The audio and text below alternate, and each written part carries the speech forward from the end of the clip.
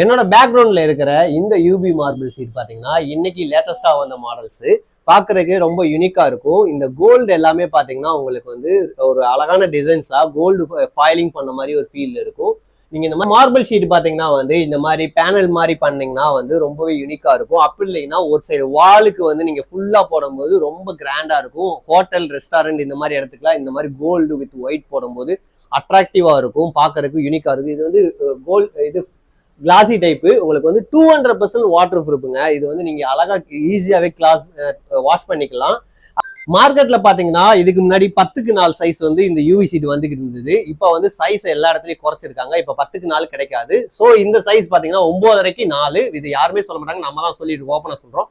இது பாத்தீங்கன்னா வந்து ரோல் வந்து 2000 கொடுத்துட்டு இருக்கோம். பட் வந்து இப்ப இந்த ஆடிக்கு இந்த மாதிரி பல்கா பர்ச்சேஸ் பண்ணீங்கன்னா இந்த மாதிரி ஒரு பாக்ஸ், இது வந்து 12 பீஸ் இருக்கு.